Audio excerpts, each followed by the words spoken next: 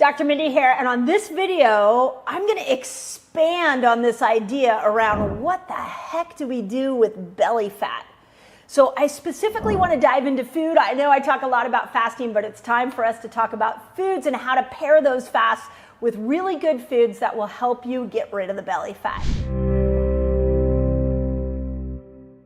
Okay, so belly fat. This is like a really common question that we get a lot from you guys. And I really want to dial it in and give you some specific things that you can apply today.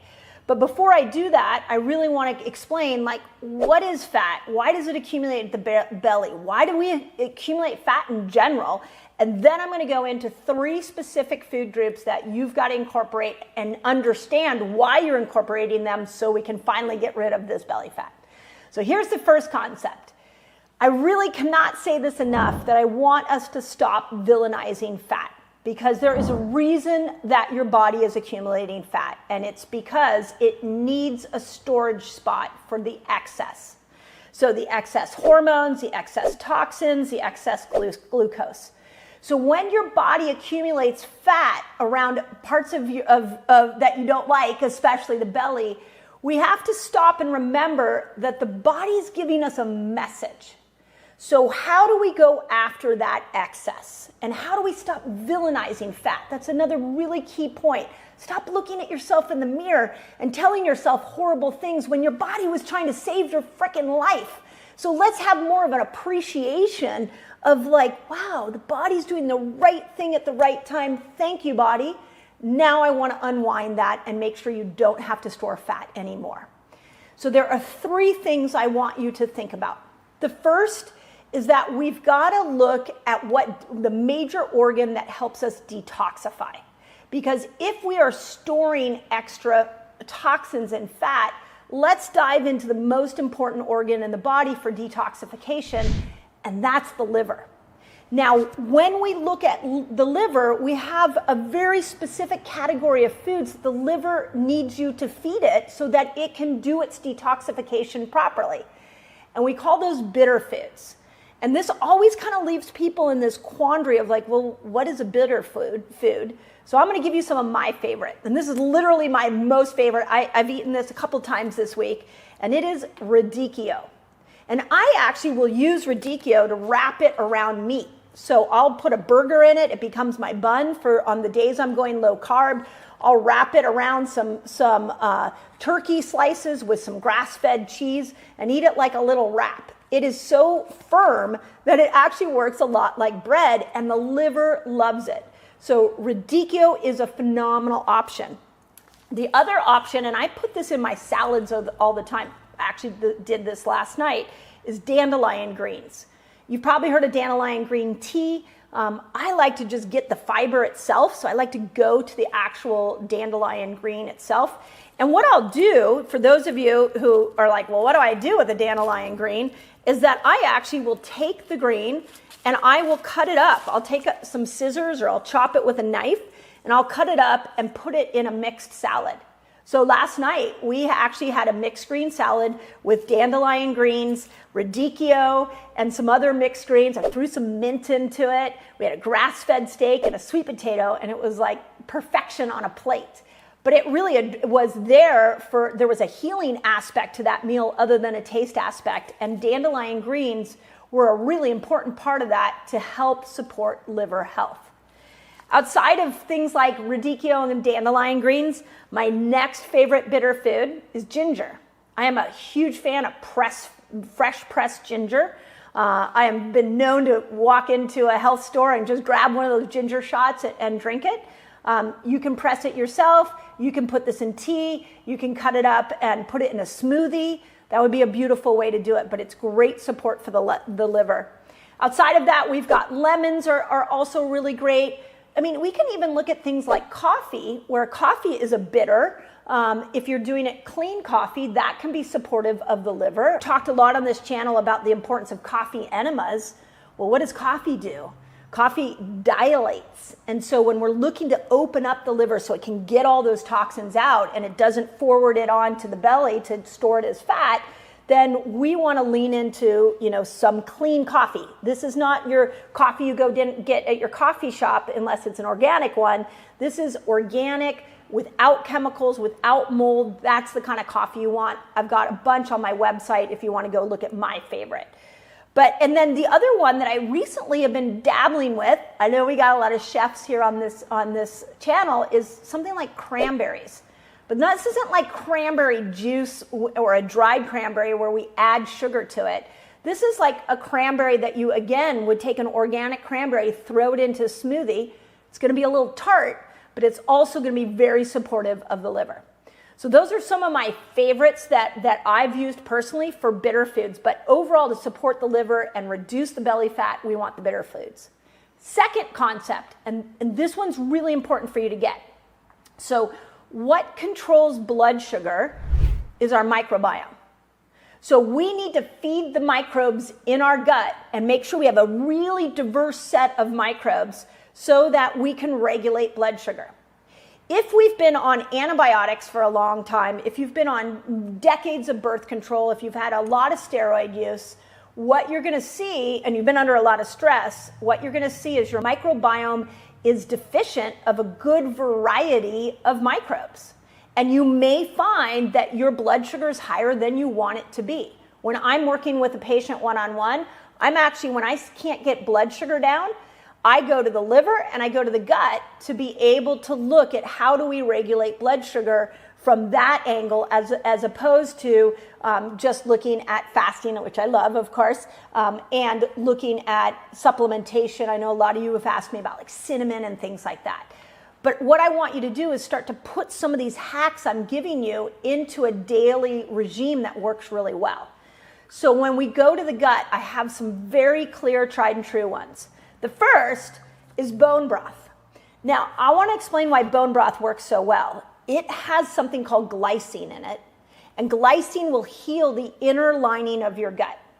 And it will prevent, it can actually stop a leaky gut. So one of my favorite gut hacks is to fast up to 24 hours. I wrote about that in Fast Like a Girl, and then break your fast with bone broth. Now we've actually started to heal the gut in one day. It only takes, by the way, 3 days of consistent, good eating, good fasting to change that microbiome. So can you add more bone broth in, especially when you go to break your fast?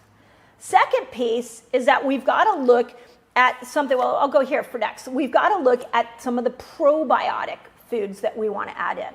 So raw kefir is one of my favorite because it has trillions of good bacteria.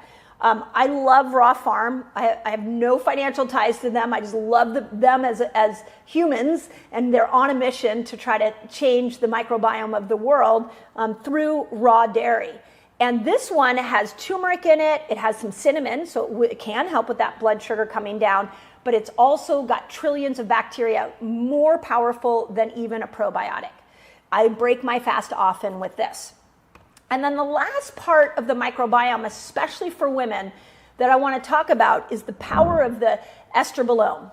Now, this is a set of bacteria in your gut that break estrogen down. If we go back to what I said in the beginning of this video, the reason that we accumulate fat, especially around the belly, is because of excess. So one of those excesses is estrogen. You've got to have a good microbiome to break estrogen down. Otherwise, your body stores it as fat, especially belly fat. So are you eating enough green leafy vegetables? So parsley is always in my refrigerator. I cut this up and put it in salads almost every day. Outside of that, I like to get anywhere between 4 and 8 cups of green leafy vegetables a day. When I make a salad, I put mixed greens in it. I put parsley, I put mint, I put radicchio, I put dandelion greens. So I try to use a salad as my tool, my healing tool, to be able to support my liver and my microbiome. That combination now has my liver detoxifying the bad estrogens, and it has me breaking those bad estrogens down and the good estrogens down so the good can be used and the bad can go away. This is the level of nuance that we need to start talking about when we're looking at something as simple as belly fat, we've got to break down how you can get rid of that and understand it from a deeper level, because your body is always doing the right thing at the right time. Last thing I want to tell you, when we look at blood sugar, we want to look at stability. And if your blood sugar is doing this all day long, what happens is in those peaks of glucose, you're also getting a peak of insulin. And as many people are moving more towards insulin resistance, what happens is that we're starting to see that the body doesn't know how to even stabilize something as simple as a sweet potato, my favorite carbohydrate on the planet. So putting our carbs with a fat slows down the spike of blood sugar, which is a brilliant thing. So grass-fed butter goes on everything I can possibly put on it. I also add avocado to almost everything that I eat. The salad I talked about that I made last night had a whole avocado in it. Many of you have commented on the recipe in Fast Like a Girl, where I show you how to break your fast with avocado and sauerkraut. But when you add a fat into every single meal, you are stabilizing your blood sugar. When you stabilize your blood sugar, you're not getting these big spikes and these big crashes. When you don't have the big spike, there's no glucose to store. There's nothing to store. There's no insulin to store. When you're cleaning up the liver, the liver's detoxifying in a normal, healthy way. There's nothing to store. When we start to add in some really smart microbiome repair foods, like I spoke of, you're regulating your blood sugar, and now you don't have that glucose and insulin at high levels. So there's nothing to store. That's the trick. Like, I want you to see this so clearly, that the art to losing weight exists in fasting and food. Yes, movement's going to help. I love movement. You won't ever hear me say don't exercise, don't move. But what I want you to understand is stop saying mean things to yourself. Stop villainizing the fat. It just needs you to treat it a different way. And this is how it wants you to eat. Guess what? Age Like a Girl, my new book. It's ready for pre-orders. And this is the most personal book I have ever written.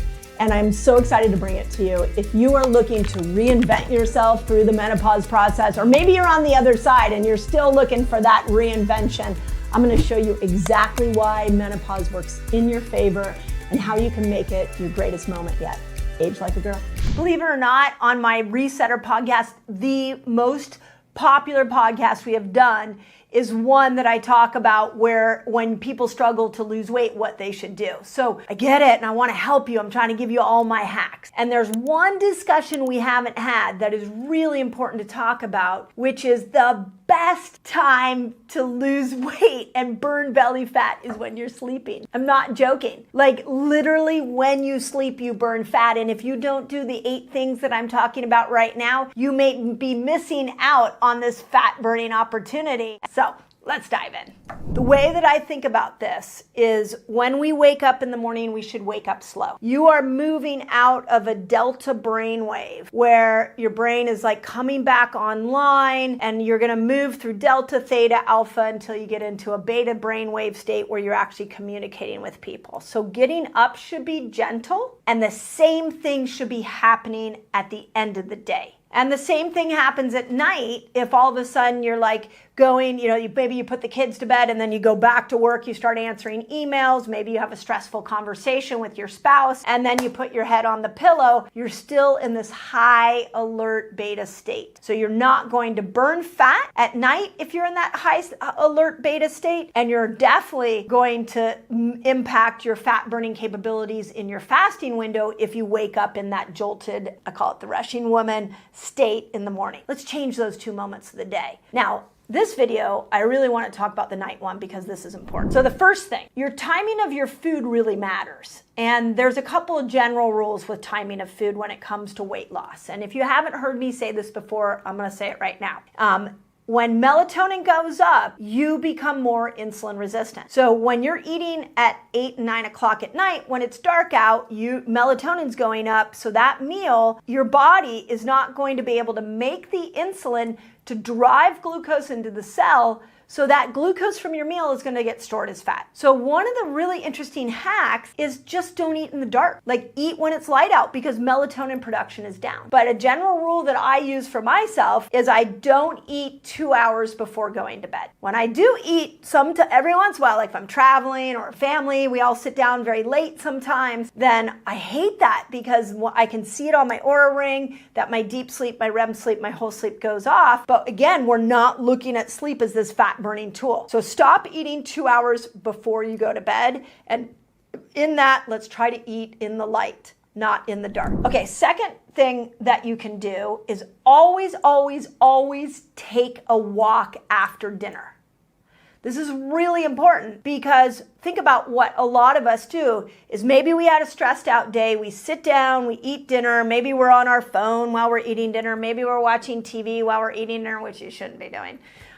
And we're just staying in this cortisol saturated state. And so when cortisol is high, you become insulin resistant. So what we can do to break that pattern is we eat a meal and then we go for a walk. And what that does is it uses the glucose we just ate and it moves it into the muscles so that the muscles can start to use it for energy. The glucose that isn't used gets stored as fat.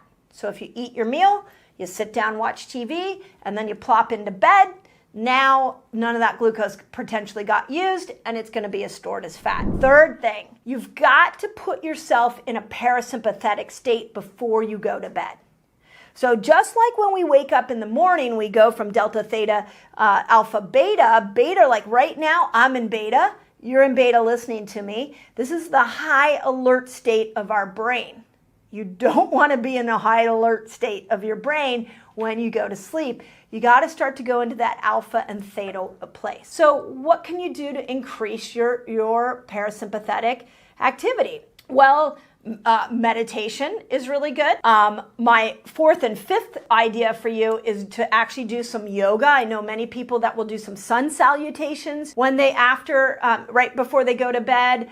I personally, lately, I've been doing a breathwork app. So my new favorite breathwork app, I don't have any financial backing or reason to tell you this other than I freaking love this app, and it's called Othership. And one of my favorite things to do is a yoga nidra meditation, which is really cool because what it does is it takes your awareness out of your problems from the day, and it puts your awareness in different parts of your body, and it starts to move you into more of that alpha and theta state so you can get into a deeper rest. Now, part of getting into a parasympathetic state means not watching TV before you go to bed. But I think it's kind of habit that we do to watch TV before we go to bed. So I can tell you one thing that I've learned that I do that works for me, may work for you, may not. My new favorite thing to do before I go to bed is to watch like a stand-up comedian. There's so many great ones on Netflix or a lot of the different channels that I just like to laugh before I go to bed.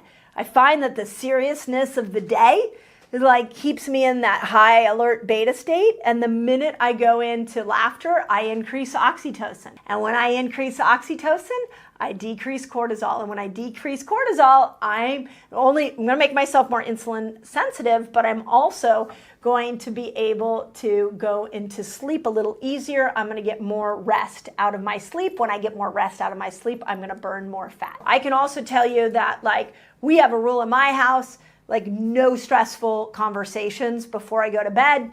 One of the things that my husband used to do, and I stop him every time now, is that I'll often say, hey, good night, going to bed. And then he wants to talk about what we're doing the next day. Okay, I got this, I got that. And I've now said, nope, we'll talk about it in the morning. Because I have a whole process that I do to start to wind myself down.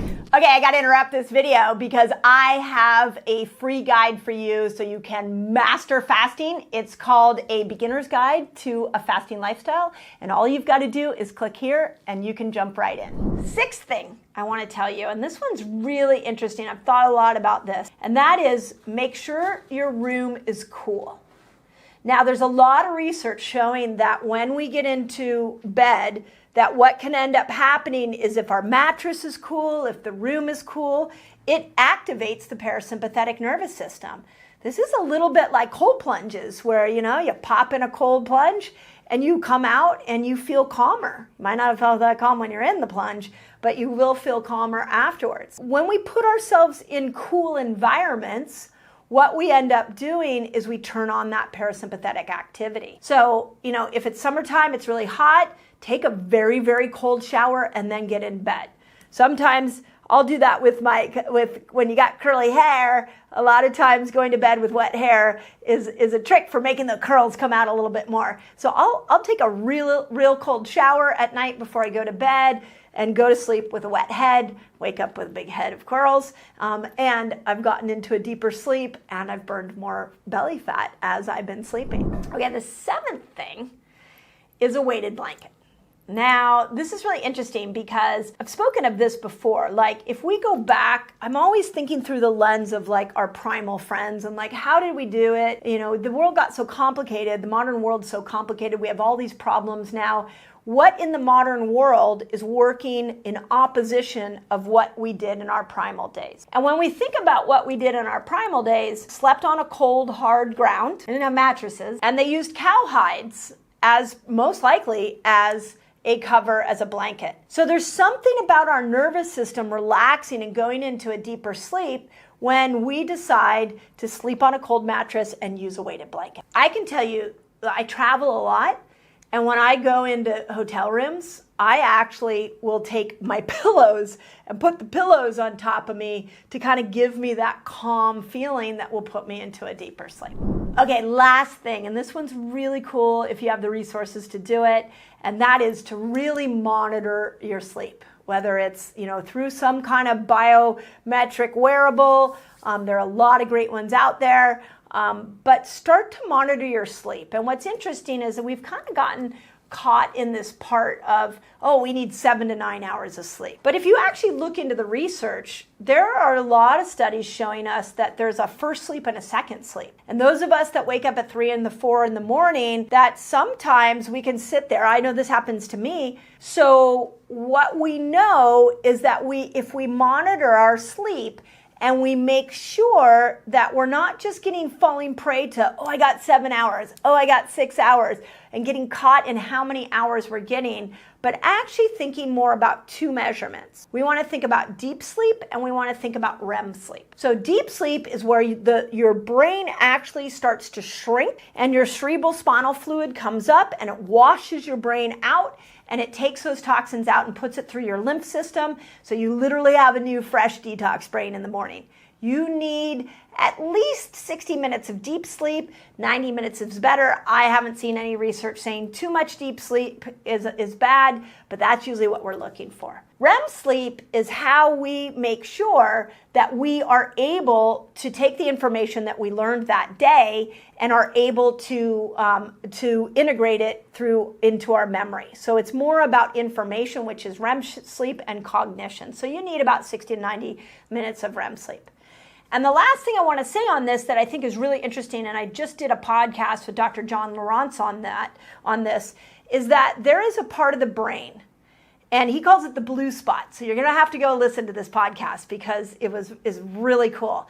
And he said it's a part of the brain that has taken all of the information from your day, and at night when we go to sleep, it passes it on to our limbic system for integrating into our long-term memory. If we're not going into a deep enough REM sleep, a deep enough deep sleep, then this blue spot of our brain isn't able to turn off and download that information, so you stay in a stressed state. When you're in a stressed state, what's going to end up happening is your cortisol levels will stay high. When your cortisol levels stay high, you accumulate more fat. So sleep, I know it's making a comeback, which is so silly. It should always be there present for us. But there's so many brain patterns that are happening when we sleep. We need to make sure we're getting quality sleep to be able to burn fat. It is your prime burning fat time period, so let's do it right. And I hope these 8 things help. First study, and I just want to point out for a second, when we look at science, there are several things we have to look at. first, we've got to look at what was it done on an animal? Was it done on a human? What was if it was done on a human, what's the age ranges of the humans that it was done on? Because gosh, especially with weight loss, if you're going to compare a 19-year-old man to a 59-year-old woman, you can't compare those two. And then the other part of it is you have to look at the journals that they're coming out in, and maybe even have to look at who funded the study. I don't typically do that here, telling you who all the people are that are funding it. That takes a lot of time and research, but something to realize is that even though it's science, it's not always an absolute that we all need to follow. And in these articles, I'm going to show you some of the nuances. So the first one was October 2020, and it was put out by the Journal of American Medicine. And this was the title. This is a really interesting one because I had to go through this study a couple of times. It said, this is what they claim, that a randomized controlled trial was done and that intermittent fasting has no significant weight loss benefit and a substantial negative effect on muscle mass. Okay, so I dove into that and I saw there was 141 patients. They didn't say the sex or the age, so couldn't find that, and they all did 16-hour fasts. There were two groups. One group did 16-hour fasting. The other group was all they did is take their snacks out, and they were allowed to eat 3 meals a day. So this is what they were comparing the weight loss and muscle mass effects on. Well, then, and out of those two groups, they came out and said, nah, intermittent fasting doesn't really help you lose weight. But they were just comparing intermittent fasting 16 hours to 3 meals a day. So that was what they were comparing. There were some really big gaps of strategies that probably needed to be implemented in this study. The first is that when these two groups ate, they didn't give them any diet recommendations. They were not given any, you have to eat this exact amount. So you're dealing with one group that had 3 meals a day and could eat whatever they wanted in those meals. And the fasting group was 16 hours. And when they did eat, they could eat whatever they want.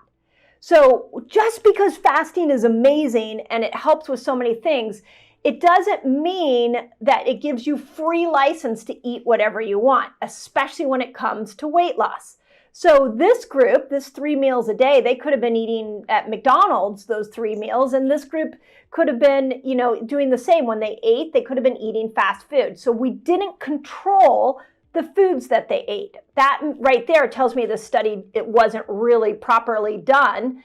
The second thing is that they didn't control their physical activity. So this group, they could have run a marathon that day, and this group didn't. So we had some big variables that were not analyzed closely enough. They were just looking at intermittent fasting compared to 3 meals a day with no intermittent fasting. The second thing that was really fascinating about this study is that they said that there wasn't any significant difference. Now let's go into the verbiage here, because the title of the claim of JAMA was that there was no significant weight loss benefit, meaning if you did 3 meals a day or you fasted 16 hours, that there was no difference between the two. Well, okay. When I dove in and I looked at it, actually the intermittent fasters lost a lot more weight than the other people. So that seems pretty, they didn't say intermittent fasting wasn't good for weight loss. They just said there was no significant difference. But when we get these headlines, what happens is now somebody reads that headline, they're struggling with fasting, and they're like, oh, see, I shouldn't have fasted. This is exactly why I don't fast. Or you have friends that are like watching your results with fasting, and they're like, oh, I saw an article in JAMA that said there's no weight loss difference. Okay, we didn't go into the nuance of the study, and we got sidetracked by the headline and didn't dive deeper and look at what they were actually measuring. So that's the first thing I want to say. And we're going to get back to the muscle mass here in a second. The second study was Cell Journal, March 2021, so it just came out, and here's the title. I titled this, YouTube this. Intermittent fasting didn't reduce belly fat. Now, this one is done in mice, and here's something they found, and it's so fascinating to me. They found that repetitive fasting over and over and over again would cause you to become more resistant to burning visceral fat. Okay, so visceral fat is fat around your organs. They also feel like visceral fat is belly fat. So the article and the study went on to say that when we fast and we switch into this fat burning mode, the one thing that is not capable of burning fat from fasting is visceral fat. And they go on to even say that repeated bouts of fasting made this visceral fat even more resistant over time. So remember, when I talk about sugar burner, fat burner, I'm talking about making a switch so your body's burning energy from fat. And what we're also talking about, and that's fat everywhere, fat on your arms, fat on your hips, fat around your organs, your belly. This is what we're seeing dramatically shift. What this study is showing us, the positive of this study, is that when we fast the same way over and over and over again, that the visceral fat, the belly fat, becomes resistant to this fat burning energy system. So what do we know? What are we learning from these two studies? Okay, first, we're learning not to get caught into the headlines. So that's the first thing I want to say. Second, we're learning that when you fast too much, that there's a possibility that there could be a negative effect. Okay, well, what's fasting too much? I mean, most of us love our fasting lifestyle. We're doing it a lot. But I want to bring that fasting too much to a different discussion, which is you have to vary your fasts. So if you're doing one meal a day and you got great results with weight loss, and now all of a sudden you're gaining weight, especially around the belly, this study, the second study here, is telling you that you need to vary your fast. 24-hour fast one day, 13-hour fast the next day, no fast the third day. It needs to constantly change so that you don't fall into this challenge of the visceral fat becoming resistant to being burned for energy. So that's key, is we've got to vary our fasts. The second thing that we're learning is that when they talk about the muscle loss, I want to point out, and you can talk to any faster on this, that many times when we're in a fast or we're doing a fast, the muscles will shrink because you're in autophagy. And autophagy is made for detoxing and clearing out the junk out of your tissues. But if you stay in autophagy all the time and you don't work on some mTOR, which is how you actually build muscle, then yes, if I'm a fasting, intermittent fasting, and I'm really just staying in this place of only doing autophagy and only breaking down, over time, your muscle will break down too. But if you know that that the fast and what you break your fast with are a beautiful marriage in building a body that you want, you can start to go, okay, let me fast, and when I break my fast, let me stimulate mTOR with protein so I can build muscle. I teach this to my academy a lot, that we talk about how if you want to have lean muscle, you work out in a fasted state, and then when you're done with your workout, you eat a protein-rich meal. So you're in autophagy, you're working out to stimulate autophagy, and then you're replenishing mTOR. So we're back, both these studies are showing me that we're back at fasting variation, we're back at food is as important as fasting for weight loss, so is exercise, and we're back at don't fall prey to the sensational headlines. We've got to vary our fasts. We have to vary our foods. And if we do that, we get the benefits of fasting and the benefits of eating combined together. It's the perfect scenario. As always, hope that helps. And you guys, put in the comments, please put if you've had this experience and you've undone it, because we're a community and I want to share your wins with the rest of the world. Okay, where are my gals that are struggling with hormonal imbalance? Bloated, feeling like you're not making progress with weight loss? You need to add these foods in so that you can support better hormonal health. There is a lifestyle that estrogen wants you to live, and there's a lifestyle that progesterone wants you to live.